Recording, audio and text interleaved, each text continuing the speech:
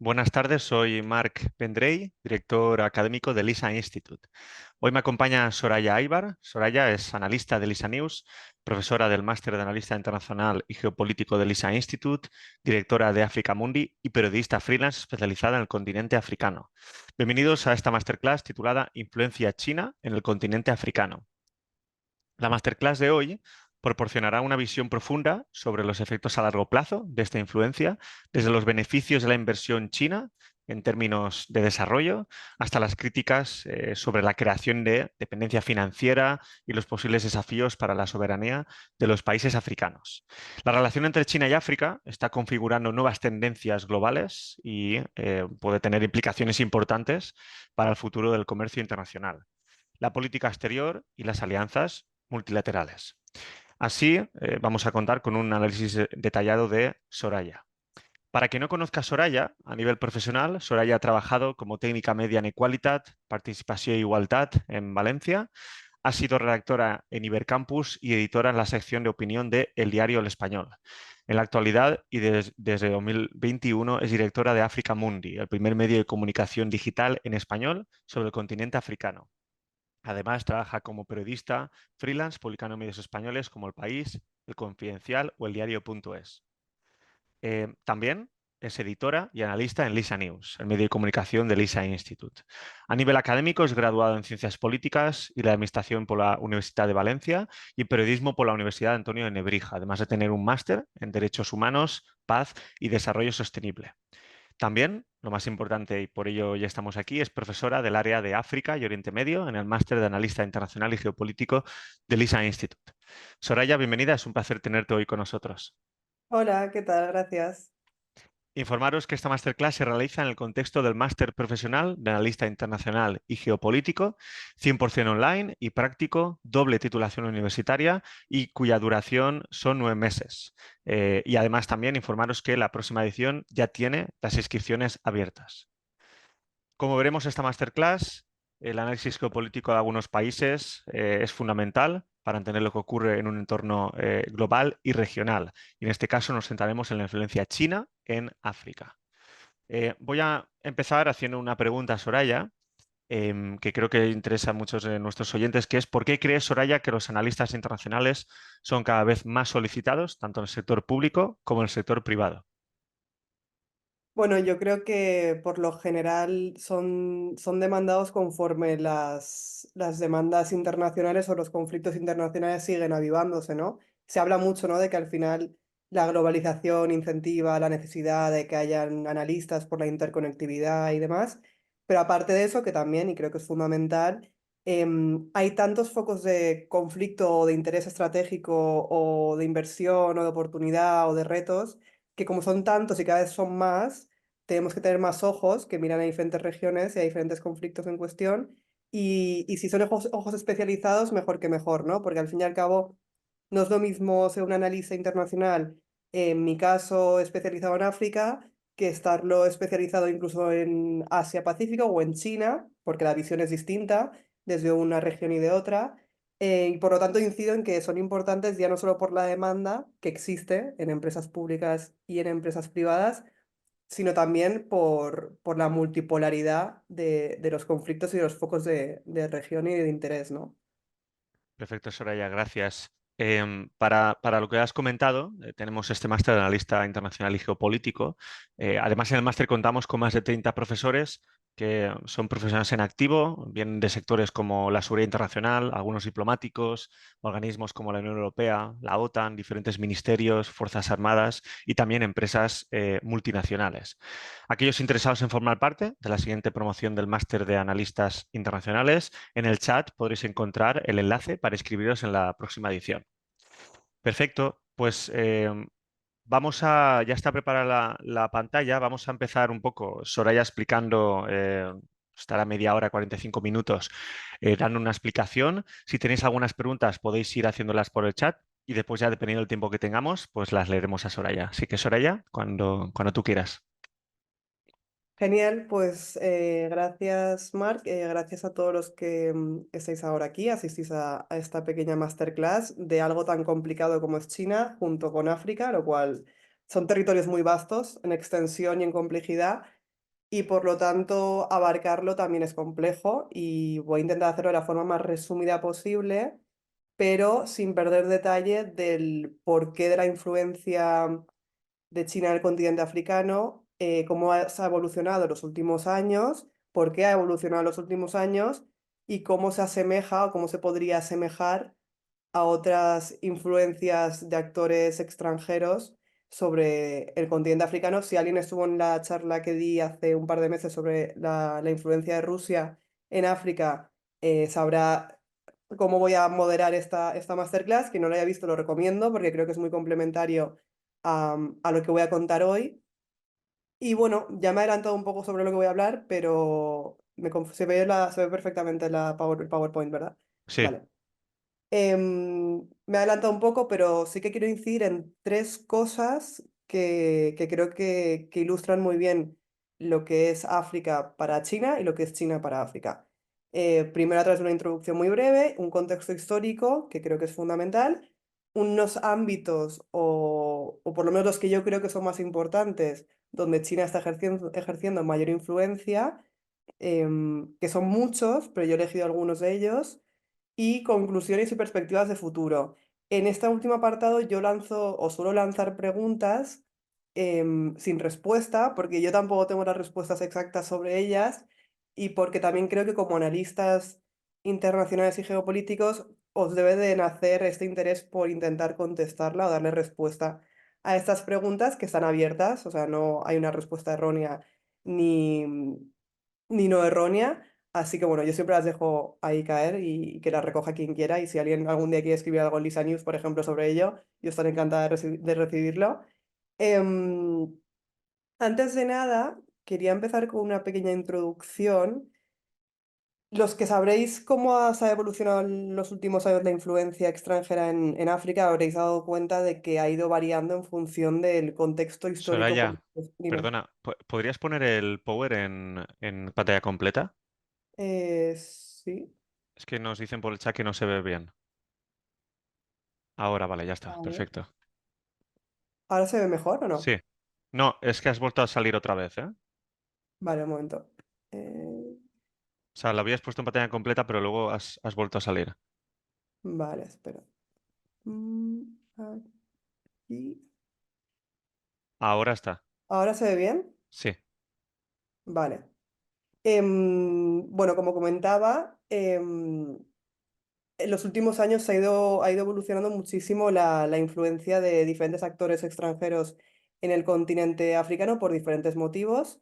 Yo en mi caso, cuando hablo sobre el continente africano, intento aludir a todo aquello que ha ocurrido a posteriori de la época de independencias en el continente africano, porque son dos entornos muy distintos, que evidentemente sí que hace falta tener un contexto de lo previo para entender lo de hoy, pero en este caso, como es tan amplio y sí que creo que hay una delimitación entre el antes y el después, me concentro en postindependencias, ¿vale? Dicho lo cual, en postindependencias se han dado un flujo de actores en el continente que son diversos, pero los cuales yo destaco estos cinco que veis en pantalla. Pongo a China en grande, no porque, bueno, sí, porque tiene más influencia a día de hoy en diferentes cuestiones, pero no porque sea el más importante, pero bueno, porque también estamos hablando de ello en esta sesión. Pero sí que quiero destacar, por ejemplo, el papel de Rusia, que ya lo hablamos en la anterior sesión, y sobre todo a través de los mercenarios de Wagner, y cómo se ha dado esa transición a día de hoy de Wagner a Africa Corps, que es un nuevo grupo, ¿no? No es un grupo paramilitar, es otra forma de ejercer influencia en el continente africano y que aún a día de hoy tampoco se sabe el alcance que está teniendo. Luego también quiero poner una mención a Estados Unidos, que a nivel pugna geopolítica entre Estados Unidos y China dentro del continente africano es imprescindible que lo sepamos, que tengamos ese contexto, porque al final China ha sobrepasado a Estados Unidos en muchos sentidos dentro del continente africano, en inversiones, en comercio internacional y demás. Por lo tanto, bueno, es un ejemplo de que quizás China, o China no quizás, sin el quizás, está avanzando en el orden internacional. Luego también un actor muy influyente está siendo Turquía, sobre todo a través del soft power, apertura de misiones diplomáticas en diferentes puntos del continente africano, por no decir en casi todos los países donde tiene una embajada, o un consulado. Y luego también la Unión Europea, que tiene diferentes convenios en materia de seguridad y defensa, sobre todo en la zona del Sahel, ¿no? Que si no sabéis lo que es el Sahel, una zona muy convulsa a nivel de golpes de Estado, seguridad militar, terrorismo y demás, y que además las rutas migratorias empujan, ¿no? Todo lo que ocurre en el Sahel hacia las fronteras europeas y por lo tanto Europa tiene un interés por contenerlo. Dicho lo cual, en todo esto China también tiene un espacio, y tiene un gran espacio, como veremos a continuación, pero a mí sí que me gusta destacar estos 5 actores porque creo a nivel personal que son los más influyentes a día de hoy, ¿vale? Hablo de 2024, luego lo que pasa en 2025 será todo un misterio, pero hasta 2024. Em, Esto también lo destaco, este mapa, que es estatista con datos del OEC, porque se ve perfectamente esa fractura que ha habido post colonias, o sea, post época colonial, momento de independencias, Francia, Inglaterra, Portugal, Bélgica, ex colonias en el continente africano, rompen lazos a través del proceso de independencia con los países africanos, y esa ruptura entre Francia, por ejemplo, y sus ex países colonizados se va languideciendo en los últimos años, creando pues, una ruptura también económica, una ruptura social, una ruptura política a la que se suma la participación de China en todo esto, ¿no? Hay quien dice, hay analistas, ¿no? que dicen que ese vacío que está dejando Francia lo está rellenando China o lo está abarcando China para gustos colores. Puede ser que sí, que hayan aprovechado esta oportunidad, pero yo también soy de las que piensa que los intereses de China son muy distintos a los intereses de Francia, ¿vale? Francia sí que es verdad que hemos visto como sus despliegues en el continente han estado más enfocados en la seguridad, por ejemplo, a través de la Operación Barkhane, pero en cambio China está más enfocada a inversión en infraestructuras, inversión en maquinarias, bueno, recursos naturales, y ya no solo recursos naturales relacionados con el petróleo, que también, sino con otras materias primas como son el zinc, como son el oro y como son otros derivados que son necesarios para desarrollo tecnológico que está realizando China en China, en su país. Entonces, igualmente, este mapa es súper ilustrativo porque se ve perfectamente cómo ha habido ese cambio en 19 años, de lo que antes estaba ocupado por Francia o otros países, ahora está más bien copado por China y otros países, em, sin perder atención, y yo esto incido mucho siempre, en que también hay cooperación o hay inversión intercontinental, es decir, países africanos que invierten en otros países africanos. Suele pasar sobre todo en la zona de África Austral, Namibia, Botsuana, Zambia, Mozambique y demás, tienen muchísimos acuerdos comerciales entre ellos y principalmente son los principales inversionistas, no lo son países extranjeros.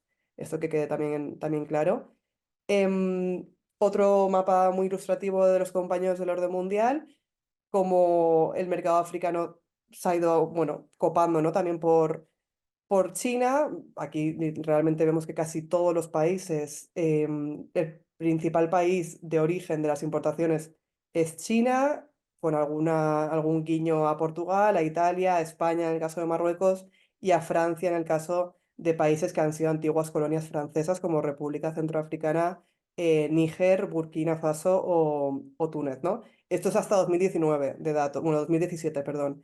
Ha evolucionado, evidentemente, y ahora no solo China tiene más control y más capacidad de importación, exportación, inversión, sino que hay otros actores que han entrado en el tablero geopolítico, como son Turquía, que ya no solo a través del soft power, sino también a través de relaciones comerciales con África. Pero, y yo insisto también en esto, igual que insistí en el caso de Rusia, en que lo que pasa hoy entre perdón, entre China y África no es algo nuevo, ¿vale?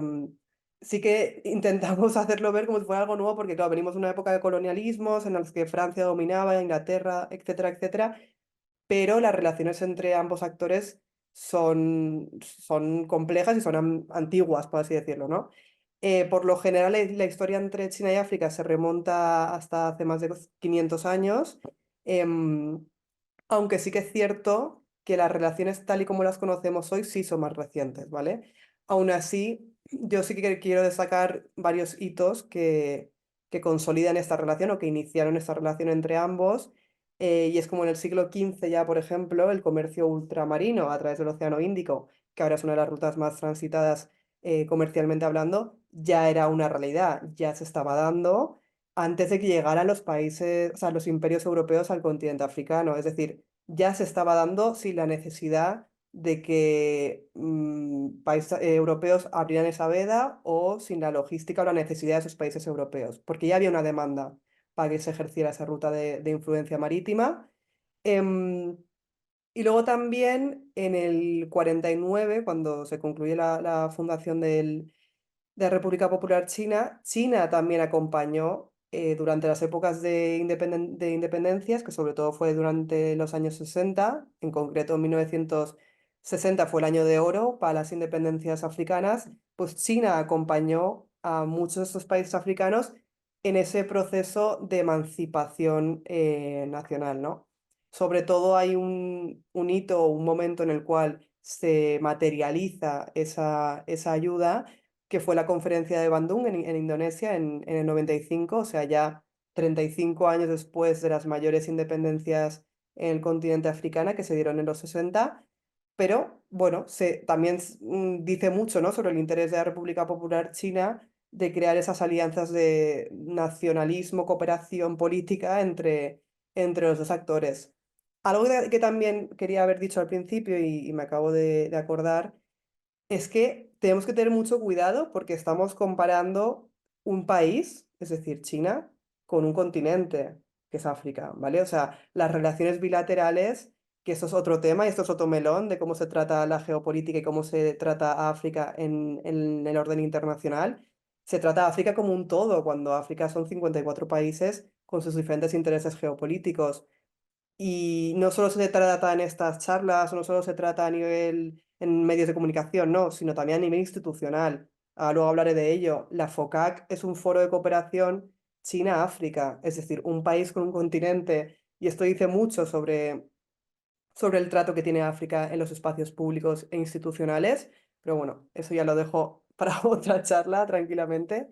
Em, hay unos investigadores, unos analistas que se llaman Mohan y Kale, que destacan tres fases en la relación entre China y el continente africano, ¿no?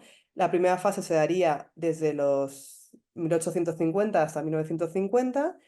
La segunda fase se daría desde 1960 hasta los 80. Y la tercera rompe esa tercera fase o inicia esa tercera fase concretamente a raíz de la reforma de China de 1995. Se dice que esa tercera fase, según estos investigadores, llegaría hasta la actualidad. Yo tengo mis dudas porque no había muchos cambios geopolíticos en los últimos 10 años, sobre todo por lo que comentaba al principio, ¿no? De esa pérdida de influencia de Francia, por ejemplo, y la irrupción de otros actores geopolíticos que ya no son China solamente, sino también Rusia, Turquía, Emiratos Árabes Unidos, por ejemplo, también, y otros cuantos más. Pero bueno, yo me quería basar en esta pequeña hoja de ruta porque creo que es muy ilustrativa.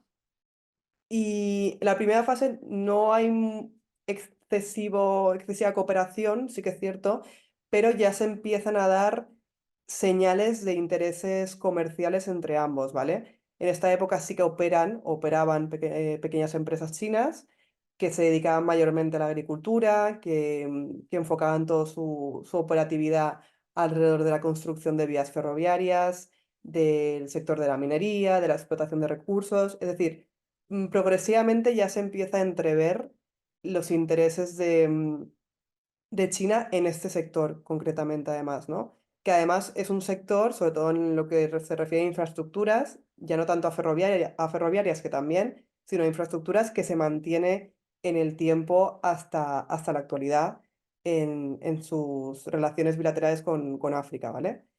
Em, en la segunda fase de este contexto histórico, tenemos que entender que es una segunda fase en la que el contexto general es el asentamiento, por un lado, de la República Popular China y, por otro lado, el contexto de la Guerra Fría, lo cual también fracturó el mundo en un orden bipolar, ¿no? Y en cierta forma, igual que lo hizo África con Rusia durante la Unión Soviética, China también, bueno, pues se solidarizó con muchos de los gobiernos africanos y viceversa, porque también es cierto que los gobiernos africanos tampoco estaban amparados por estos preceptos o estas directrices democráticas de derechos humanos, de salvaguardia de las libertades fundamentales. Es decir, en ese sentido se asemejaba un poco a las dinámicas que se estaban dando en la República Popular China, que a día de hoy hay gente que sigue manifestando que comparten estos valores políticos todavía,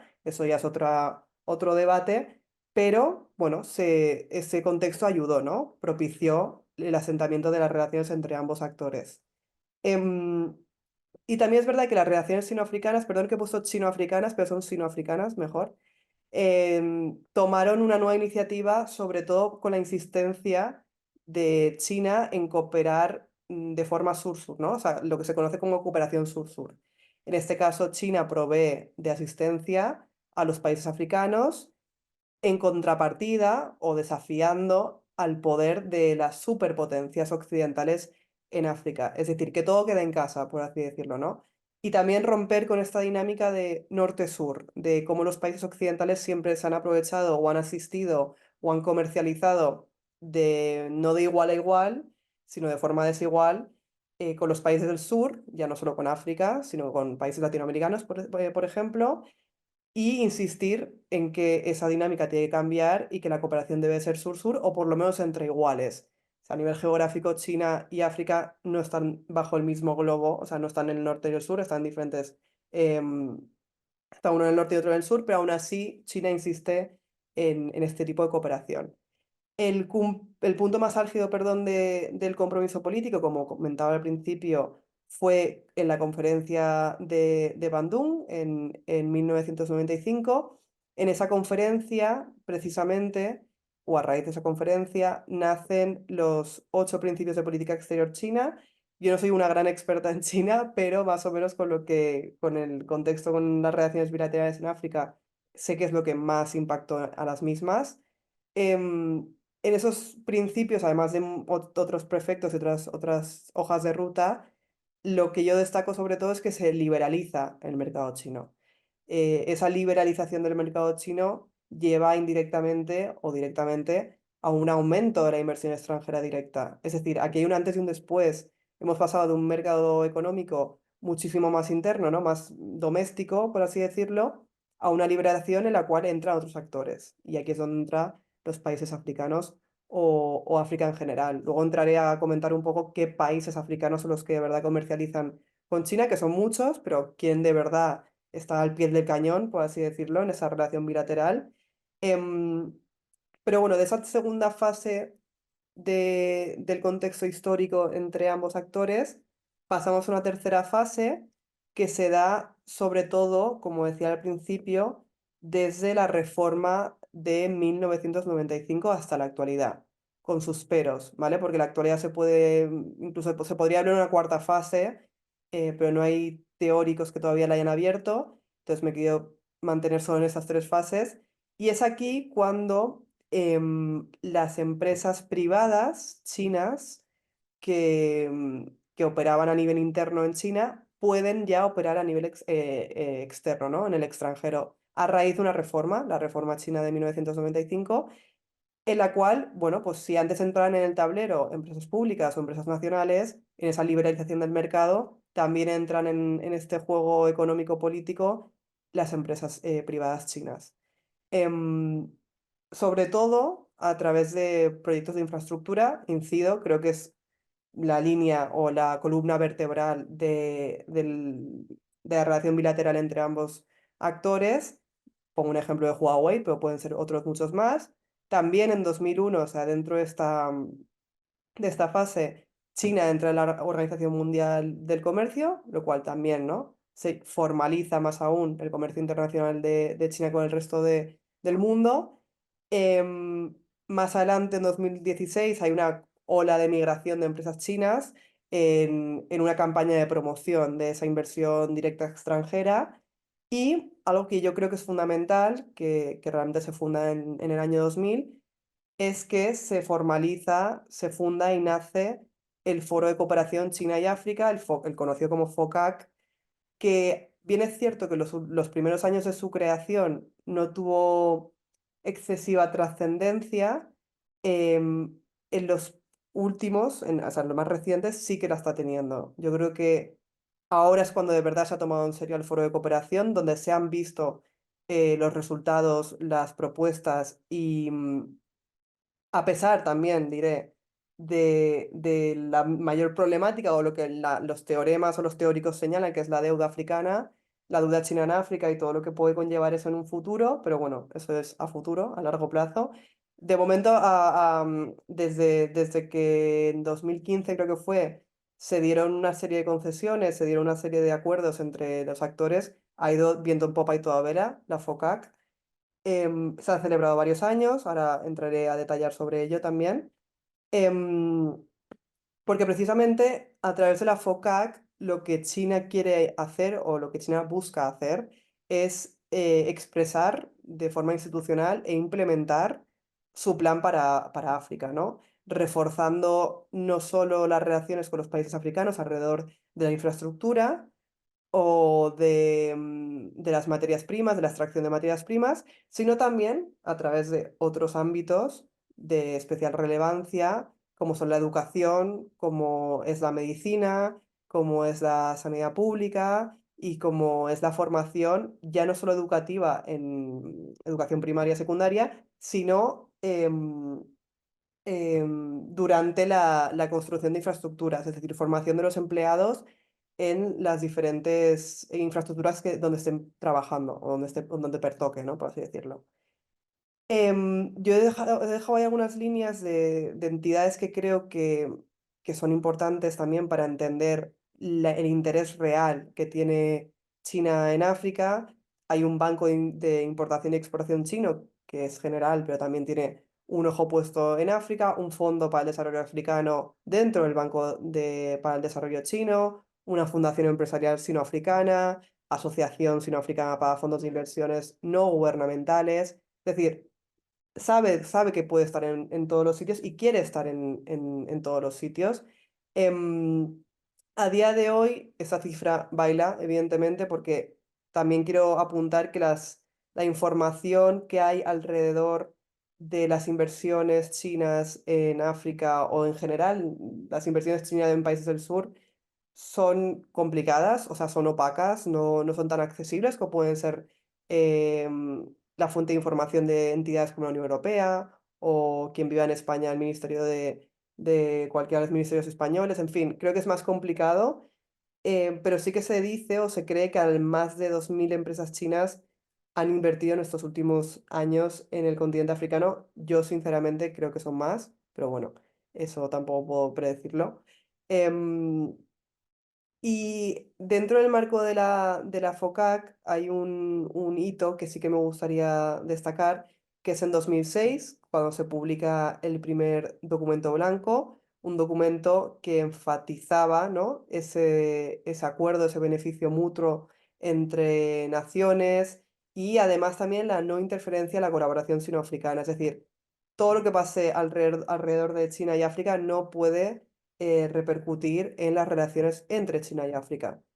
Yo creo que es bastante revelador, ¿no? En ese sentido. Y estamos hablando de 2006. La relación ha evolucionado muchísimo más ahora. Lo que decía, ¿no? Al principio, diciembre de 2015, en Johannesburgo, la cumbre de la FOCAC, yo creo que fue un antes y un después para la FOCAC, porque fue cuando se materializó el nivel más alto en las relaciones entre ambos países, perdón, países actores. China en ese sentido priorizó la importancia de la industrialización, lo cual deja claro cuáles son sus intenciones en el continente africano, industrializar.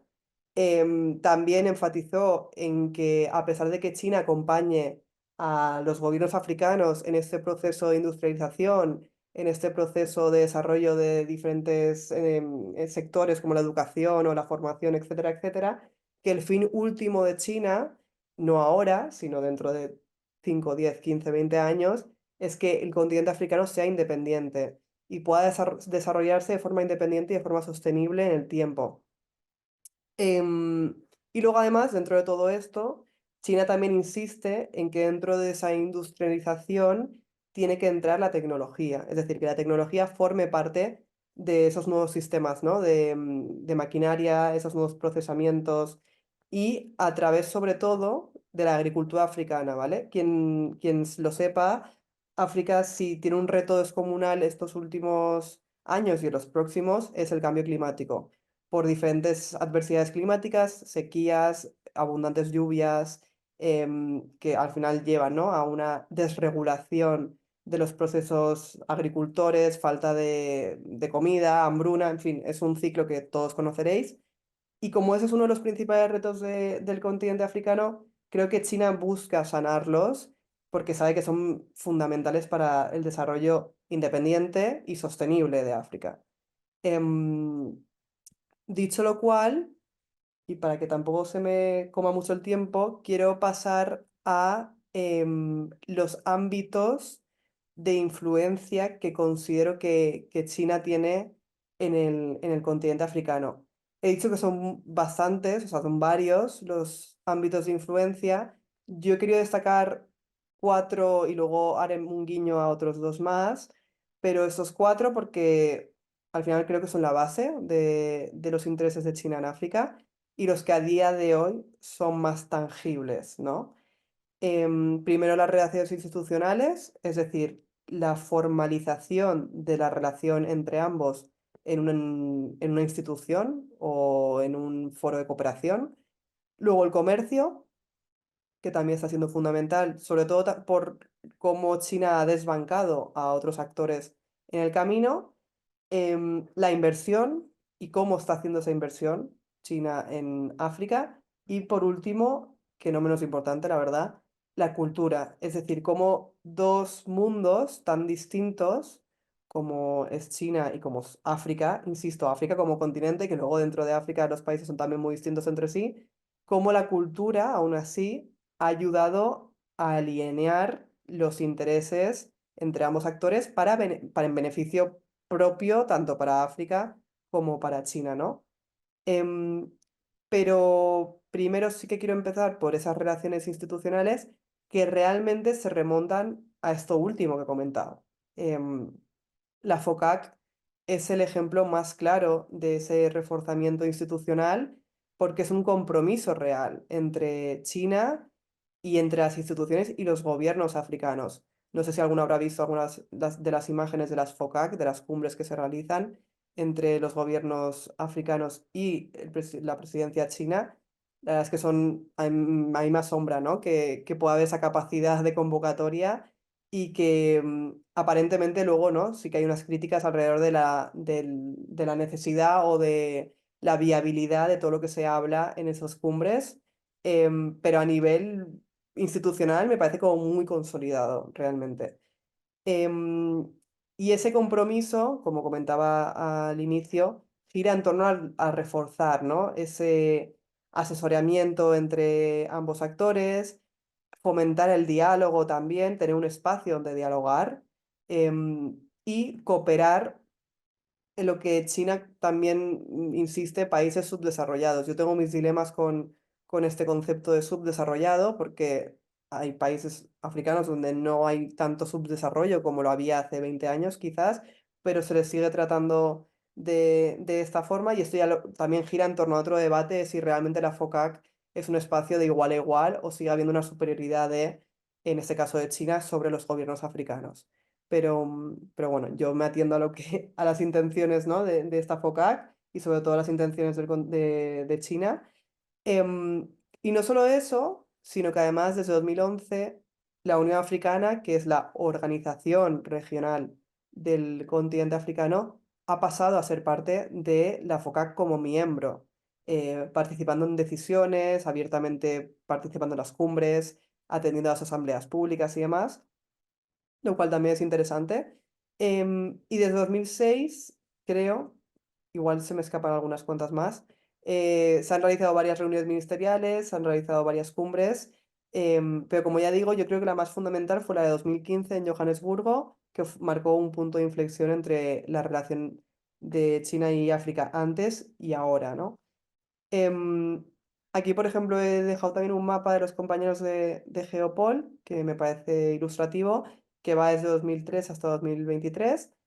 Creo que si algo o si de alguna forma se puede visibilizar o se puede mostrar el interés que tiene un país sobre una región, en este caso sobre un continente, es a través de las visitas que realizan las presidencias, los presidentes, los primeros ministros a esos lugares, a esas regiones, a esos países.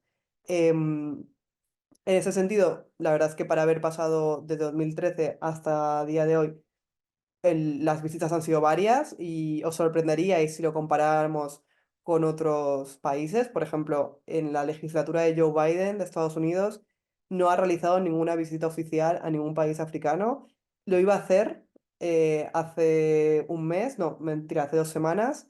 Iba a viajar a Angola, pero lo tuve que cancelar por lo del huracán Milton, con todo el sentido del mundo, pero hasta entonces no había visitado ningún país africano, con lo que eso conlleva, ¿no? También en la pérdida de influencia de soft power, en la pérdida de acuerdos comerciales y que sabes que hay otros actores, como en este caso China, que están visitando activamente los países africanos.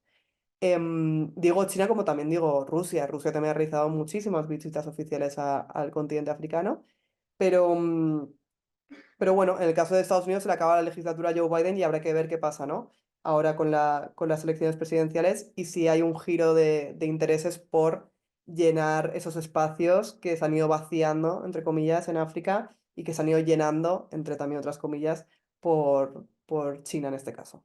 Pero bueno, creo lo quería dejar también para que lo vierais. Sudáfrica sí que es cierto que es el país africano más visitado por los mandatarios chino, con un total de 5 visitas desde 2003 hasta la actualidad. Em, es un país que accesiblemente es más sencillo, políticamente también es más sencillo que quizás países del Sahel o países del Cuerno de África, pero a nivel geopolítico tiene mucho interés, es muy estratégico, hay recursos naturales también que interesan a China, aunque sí que es verdad que China en los últimos años, y se ve con las visitas de Xi Jinping desde 2013, ha mirado más también hacia el norte con Egipto, por ejemplo, hacia otros países como Congo, que también son más olvidados en cierta forma a nivel comercial, o a donde se suele mirar más esa República Democrática del Congo y no tanto la República del Congo, que son dos países distintos. Em, y pasando al apartado de comercio como tal, veníamos hablando de relaciones institucionales con la FOCAC como abanderado.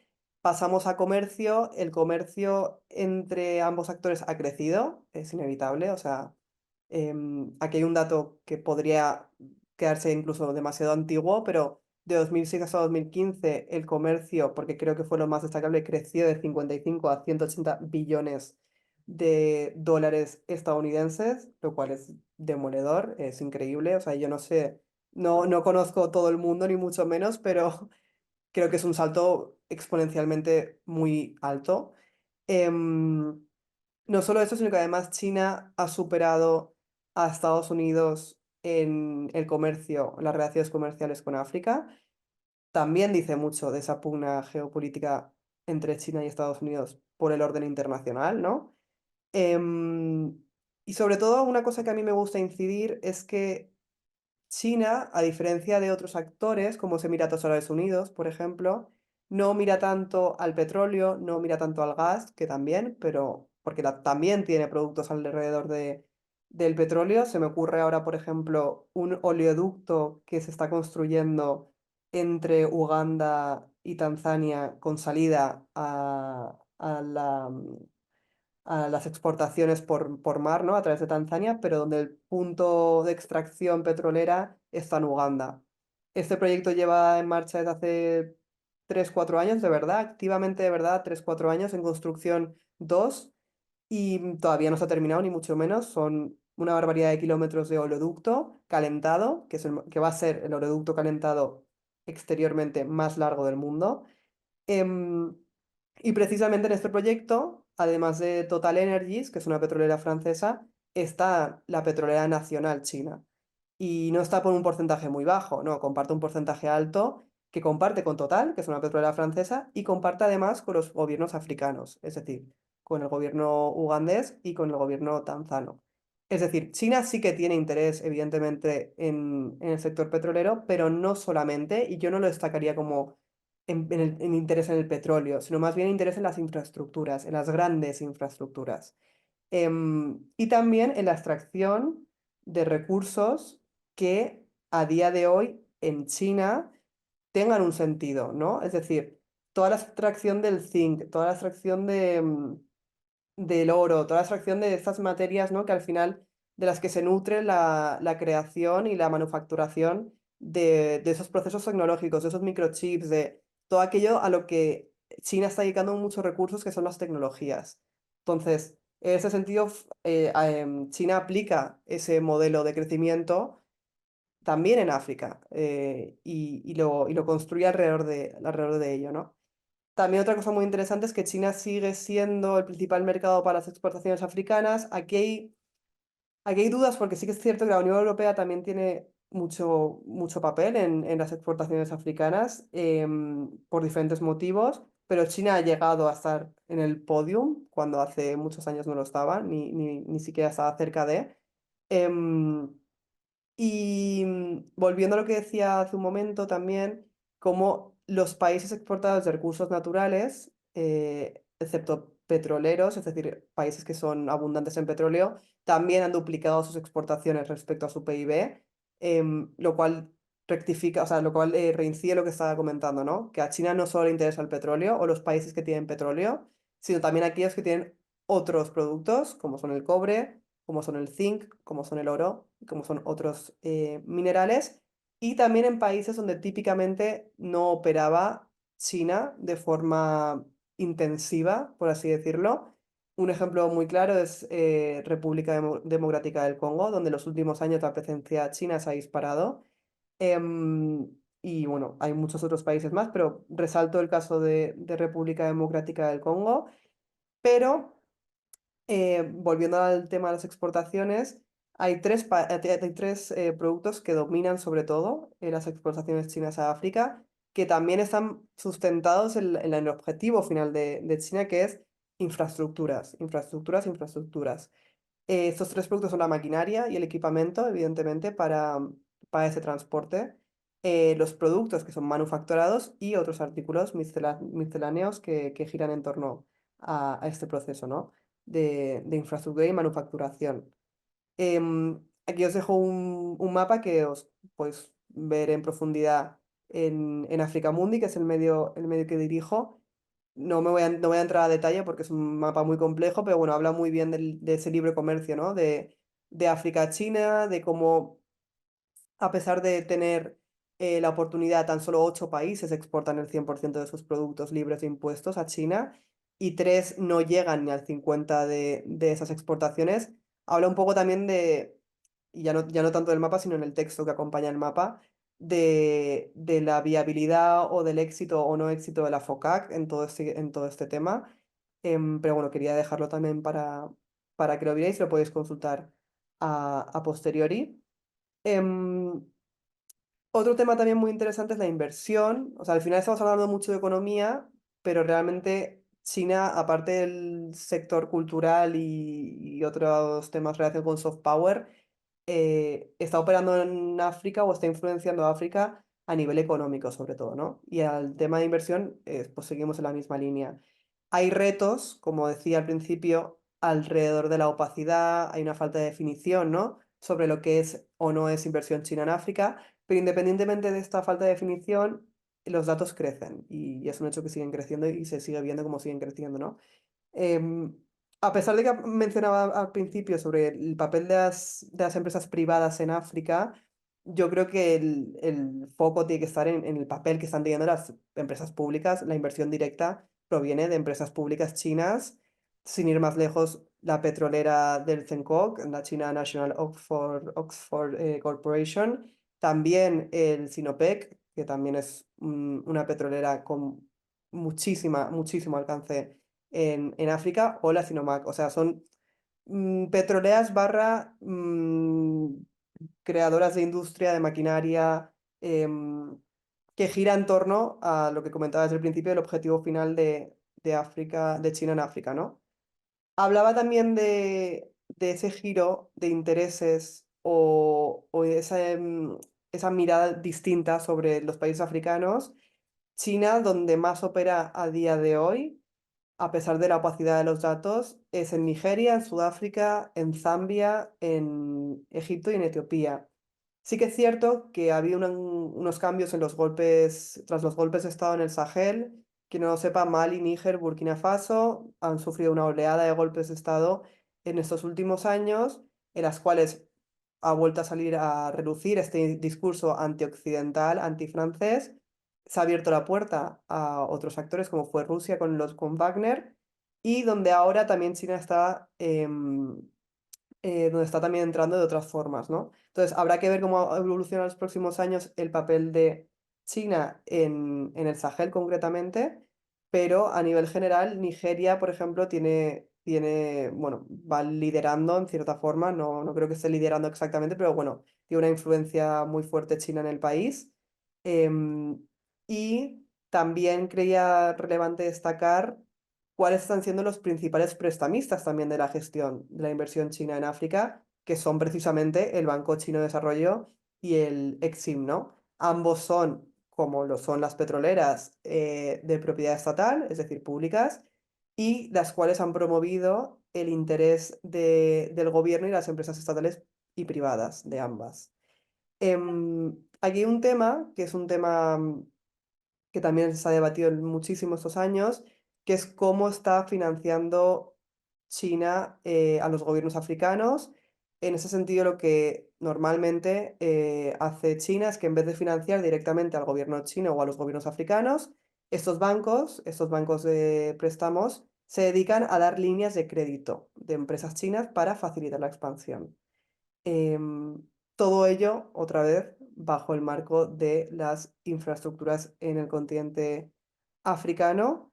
Y luego ya de las últimas cuatro, la última pata de esas cuatro que estaba comentando es todo el tema alrededor de la cultura, ¿vale? Hay un soft power espectacular, no tanto como el que ejerce Turquía, que es muy distinto, pero en China, por ejemplo, los institutos Confucio, en los últimos años han abierto 43, o sea, a día de hoy hay 43 institutos Confucio en todo el continente africano, y si no son institutos, son centros culturales donde se promueve la cultura china. Si alguna vez habéis viajado a algún país africano en los últimos años, os habéis dado cuenta de que la influencia que ejerce China o la inversión que ejerce China en un país africano ya no es solo físicamente de inversión de manufactureras, creación de infraestructuras, construcción de oleoductos, carreteras, puentes, todo lo que te puedas imaginar, sino que además visiblemente tú puedes ver por las calles banderas de China con el país en cuestión donde esté operando, las motos que llevan muchos de los locales con matrícula no china, pero sí que es verdad que a lo mejor serigrafiados en chino por diferentes motivos. Activamente ves más presencia de empresarios chinos, ¿no? Que están en estas zonas de creación de proyectos y demás, lo cual también anima, ¿no? A crear esas cercanías o por lo menos ese acercamiento que está haciendo China alrededor de las comunidades locales, porque también operan en zonas locales más rurales y en las grandes ciudades como pueda ser Lagos en Nigeria, ¿no? Em, y este soft power también estaba delimitado en ese documento blanco que mencionaba al principio de 2006, en la cual China ponía en el mismo nivel esos intercambios culturales con el comercio, con la inversión, porque China sabe que a través de la cultura y a través del soft power y de esas alianzas o esas simpatías, mejor dicho, tanto con el gobierno local como con los locales, con la sociedad civil, puede conseguir mucho más, puede llegar a más sitios, puede o sea, crear más alianzas con otras empresas locales o no locales, en fin, creo que es muy importante la cultura en ese sentido. Y luego también se están dando programas de intercambio intergubernamentales. Hay muchos africanos que salen del país, del continente, para estudiar en China en grandes universidades, grandes grados, grandes másteres, y luego vuelven a África para trabajar en lo que han aprendido en esos sectores donde se han desarrollado em, profesionalmente. Y China está teniendo mucho que ver en esto, evidentemente.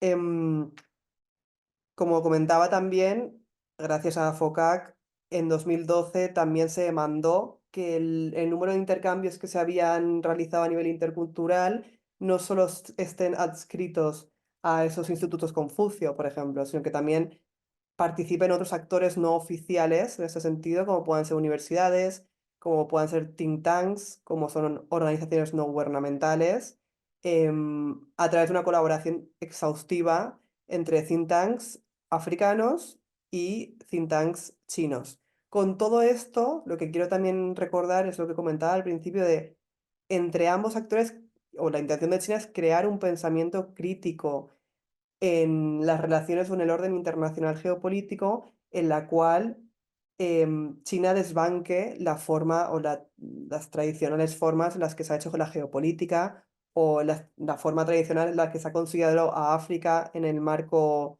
internacional de las relaciones internacionales. Es decir, que vaya mucho más allá del comercio y de la inversión, sino que también sea algo cognitivo que toque a lo más sensible, ¿no? O a lo más académico, en ese sentido, como son los think tanks oficiales de cada institución, de cada país, de cada región. Creo que eso es fundamental también para entender el porqué de ese avance. Luego, para terminar, entre las áreas de influencia, hay otras dos que considero muy interesantes que no he puesto o no he demarcado al principio porque creo que también son mucho más profundas y se están desarrollando sobre todo en estos últimos años, entonces no quiero ponerlo sobre seguro que sean una de sus grandes áreas de influencia, lo son, pero no creo que sean al 100% a día de hoy. Em, China se ha convertido en un actor de seguridad fundamental en África, si muchos lo sabéis, si África tiene problemas, sobre todo en la zona del Sahel, son securitarios. Burkina Faso se ha convertido en el epicentro del terrorismo yihadista en todo el mundo en este último 2023, si no me equivoco, y por lo tanto los africanos, los gobiernos africanos demandan protección, demandan seguridad. Em, y ahí también ha entrado China, evidentemente. Por ejemplo, China es el mayor contribuyente financiero para las misiones de paz que realiza Naciones Unidas, perdón, detrás de Estados Unidos. Además de eso, en septiembre de 2023 había un dato que decía que China había desplegado a 1.785 militares chinos en diferentes misiones de mantenimiento de la paz, sobre todo en Sudán del Sur y en el Congo, que son tres países muy convulsos a nivel de violencia y de conflictividad interna. Además de esto, también entre 2017 y 2021, China fue el tercer proveedor mundial de armas a África. Creo que es muy importante también saber esto. Después de Rusia y después de Estados Unidos, pero fue el tercero. Y encima ahora, con la invasión rusa en Ucrania, hubo un giro de los acontecimientos, evidentemente, como vimos a través de los paramilitares de Wagner que volvieron a las filas en Ucrania, abandonaron el Sahel y volvieron a Ucrania para defender a Rusia. En ese sentido, también hubo un impacto de esta invasión rusa en Ucrania con la venta de armamento, porque China aumentó la venta de armamento en este sentido hasta un 13%, y actualmente alrededor de 17 naciones africanas compran armas a China también. Algo muy interesante, muy estratégico y que os animo a que investiguéis al respecto es cómo China está desarrollando bases estratégicas en diferentes puntos del continente africano, porque al final el control estratégico marítimo comercial es fundamental para un éxito tanto de exportación como de inversión, como económico en general, ¿no? Y la primera base naval que China abrió en el exterior, la abrió en 2017 en Djibouti. O sea, esa fue la primera base que China abrió en todo el mundo y fue en Djibouti, que a nivel estratégico es fundamental. Es un país que está muy militarizado, donde hay mucha presencia extranjera, porque evidentemente a nivel geopolítico es un enclave total. Y China, evidentemente, también se ha sumado a esa influencia, ¿no? Y luego también, que creo que eso es importante que dejemos claro y que sepamos, es que China, si algo también está haciendo estos últimos años, es ganarse el apoyo social de los africanos, o al menos eso es lo que dicen las encuestas. Evidentemente, opiniones habrán diversas, no todo el mundo estará contento con la llegada de China, sobre todo ya no solo porque sea China el que llega, sino porque hay muchos líderes, ya no tanto líderes, sino corrientes de pensamiento en África que, por lo que abogan es por el panafricanismo, es decir, que no haya nadie que nos lidere, que seamos nosotros mismos los que seamos capaces de liderar los éxitos económicos, comerciales de nuestros propios recursos naturales, de nuestros países, sin la ayuda de ninguna injerencia extranjera. Esto a día de hoy es muy complicado por muchos motivos. Para mí el mayor motivo es por la corrupción que sigue existiendo en las élites africanas, es decir, siguen habiendo presidentes que prefieren hacer concesiones millonadas con otras entidades, otros países, como pueda ser China, como pueda ser Estados Unidos o como pueda ser Rusia. A pesar de que a nivel social estén en el peor momento de la historia por diferentes motivos, a pesar de por temas climáticos, por temas de seguridad, por temas de violencia sexual hacia mujeres y niñas, por abusos incluso de ilegalidades alrededor de esos focos de, pues yo qué sé, minas, extracción del oro, en fin, que se siguen beneficiando los gobiernos y las élites africanas es un hecho y por ello no hay una mejora a nivel sustancial. Ahora bien, que China esté sacando mejores cifras o por lo menos aparentemente gustando mejor o más a la sociedad civil africana, es lo que dicen los números de momento de Afrobarometer, que es una de las grandes encuestadoras en el continente africano. Y además, una cosa que también es muy interesante, que lo leí también en una de estas encuestas, es que los africanos no sienten que la intención de China en África sea desbancar a Estados Unidos o se traslade a esa guerra, ¿no? Geopolítica entre Estados Unidos y China, sino que va más allá de eso y que de verdad hay un interés en desarrollar el continente africano. Em, Todo eso también creo que es muy interesante que sepamos el papel que está teniendo los medios de comunicación en África, los medios de comunicación chinos, me refiero a las agencias de noticias chinas, porque están acercándose a la prensa local africana, están haciendo alianzas con la prensa local africana, le están proveyendo de recursos tecnológicos para poder hacer periodismo en los diferentes países africanos. Y por ejemplo, el gigante chino de la comunicación, que es Star Times, es el responsable de la expansión de la televisión digital en gran parte de África y exporta, evidentemente, utiliza ese canal para exportar más cultura china a estas plataformas y generar ese soft power del que hablábamos, ¿no? Y también es el principal proveedor de deporte en directo en África. Quien lo sepa, el deporte mueve mares y en África también los mueve, ¿no? Entonces, esa asistencia alrededor de algo que genera tanta simpatía a nivel local, que es el deporte y es el fútbol, pues evidentemente es bien acogido, ¿no? Y por lo tanto genera un apoyo positivo alrededor de la llegada de África, de China, perdón. Ya para terminar, quería lanzar estas preguntas que os comentaba al principio. Son preguntas que yo no tengo una respuesta sincera ni tampoco muy clara, pero que sí que creo que debemos de repensar y debemos de reflexionar cuando hablamos sobre el papel de África y de China, de cómo es esa relación bilateral, de qué puede pasar con otros actores que también han participado en. Y son varias preguntas, ¿no? La primera es si debe la Unión Europea repensar su política de asociación y cooperación con África a raíz de la entrada y expansión de China. Es decir, ¿está la Unión Europea haciendo las cosas bien? No. ¿Por qué? Si no, si sí, ¿por qué sí y por qué no? Em, ¿Cómo va a evolucionar y cómo puede revertirse la situación a raíz del problema de la deuda China en África? Digo problema porque muchos analistas ya hablan de un problema. em, entonces, a mí me gustaría con una lupa o con una bola de cristal ver qué vaya a pasar de aquí a unos años alrededor de esa situación. Y luego también otro tema que está en los espacios de debate público alrededor de la influencia de China es si lo que hace China en África es neocolonialismo o no. Si lo es, ¿por qué lo es? Y si no lo es, ¿por qué no lo es? ¿Cómo se asemeja o cómo se diferencia también del colonialismo francés o británico antes de las independencias de los países africanos? Y cómo puede desarrollarse. Y en el caso de que China sí que esté haciendo o esté bajo el paraguas del neocolonialismo, si también lo están otros actores que están ahora mismo en el tablero geopolítico, como pueda ser Emiratos Árabes Unidos o como pueda ser Turquía o en menor medida otros mm, cientos, no diré cientos, pero otras decenas de países que también están teniendo un papel activo en el continente africano. Em, Dicho lo cual, termino aquí. Cualquier duda, cualquier pregunta, bueno, dentro de lo que puedo y sé, intentaré contestarla. Perfecto, Soraya. Muchas gracias. Bueno, como nos hemos pasado ya de la hora, voy a hacerte una pregunta que creo que engloba un poco algunas preguntas del chat.